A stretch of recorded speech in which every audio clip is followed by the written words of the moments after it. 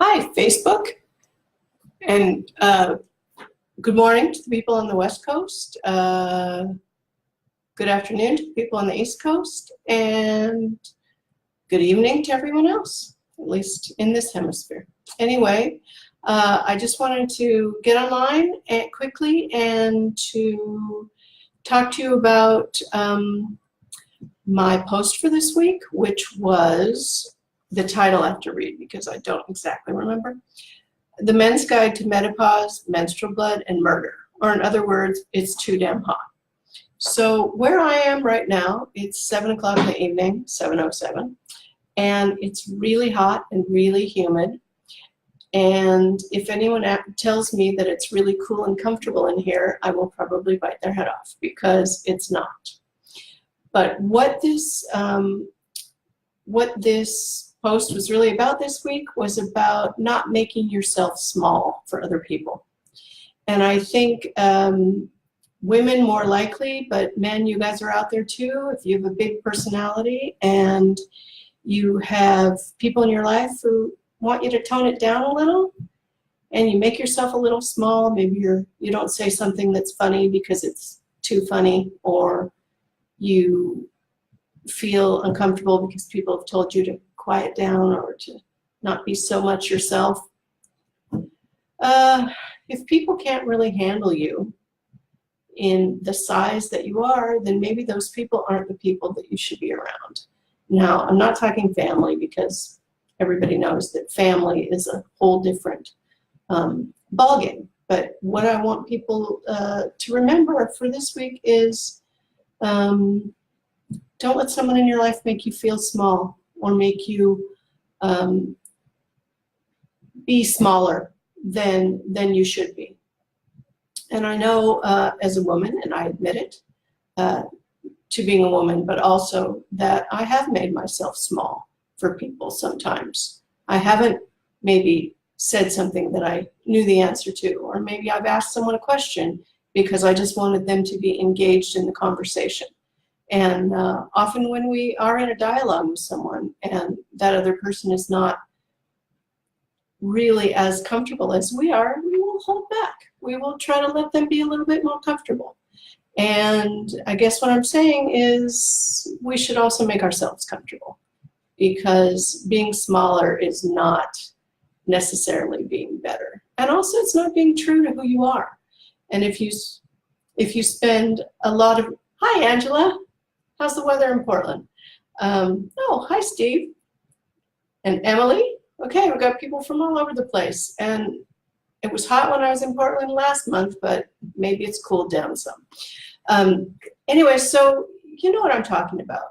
And I'm not talking about it with your kids. You know, we often have to allow them to be who they are. And I'm talking about being with other people, people that we love, people that we interact with on a daily basis. I guess I'm saying be less political and be more yourself, because who you are is really important, and what you have to say is important. And if you're in a relationship, whether you're married or not, it's still a relationship, and you constantly sort of dumb yourself down and make yourself less big and less who you are, it's not really a good thing, because it doesn't make you feel good.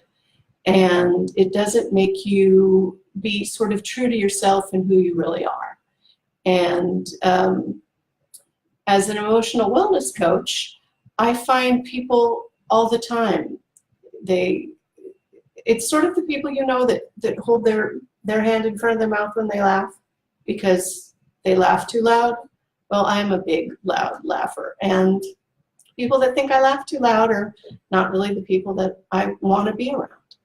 And I tell my clients all the time, you know, you've been playing this game for 40 years and you're not being who you are. You're allowing someone to dictate the parameters of your personality. And that's not, you know, that's not what we want to teach our children. That's not how our friends feel. The people that really love us allow us to be who we are. And I guess I'd like to just tell you to spread that circle out, to make yourself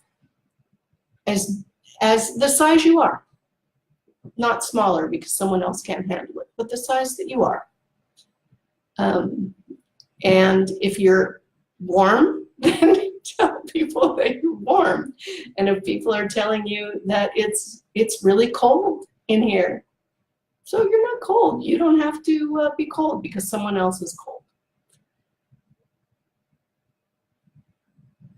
Right, Angela. Allowing you to be. Yeah, because you have a big, lovely personality. And you need to not be smaller because other people can't handle it. Absolutely. 100%. And yeah, people ask me, well, what if people don't like me? Well, what if I'm too much? Well, what if you are? Do you really want to walk around at half volume all the time because someone else can't handle it or because they don't share very well? Now, I'm not saying in a dialogue with someone that you should tell all your stories all the time. I'm saying that it should be a give and take. It should be an interaction, but it should also be not that you're always holding your tongue and not that you're always not saying something. You need to be the size that you are, and I'm not talking about 600 pounds, 300 pounds, 100 pounds. That's not what I'm talking about. I'm talking about the size of your soul, and that if someone puts you in a little box, and this is how big you get to be, and you're always the sidekick, and you're always the significant, the other. You know, there is an invitation where it says "and guest." You don't have to be the "and guest." You can just be who you are, and there's nothing wrong with you. You're perfect just the way you are, and you need to allow yourself the space to be and be around people who appreciate you and who appreciate that you laugh out loud. I remember attending a show of one of my nieces in a high school auditorium, which notoriously had terrible acoustics. And I was the first one to laugh and the loudest one. And then my sister laughed and my father laughed. And my nieces knew exactly where we were sitting. Did other people in the auditorium laugh? Yeah, they did.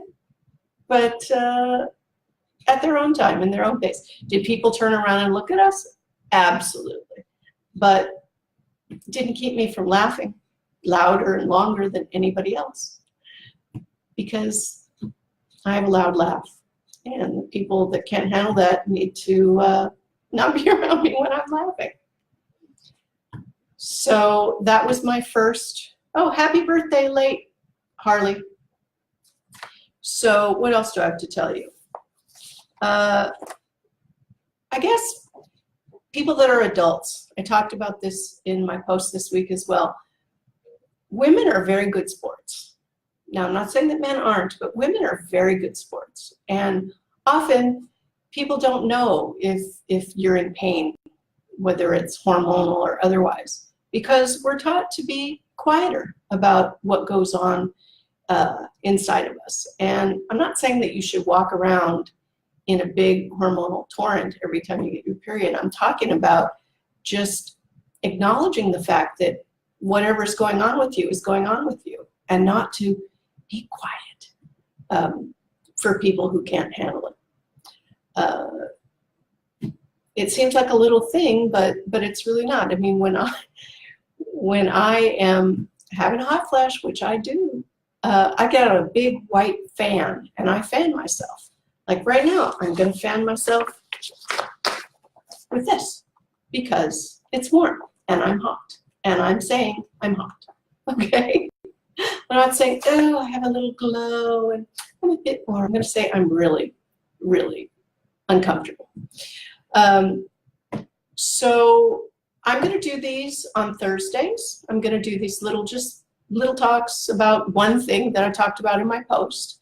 And they'll probably be around the same time. And I'd love it if you would check in with me, and I'd be happy to actually take questions if anyone has any. Let's see. Oh, thumbs up. Thank you, Tom. Okay. Oh, I do have comments, but don't have a question. Yes. Again, that's right.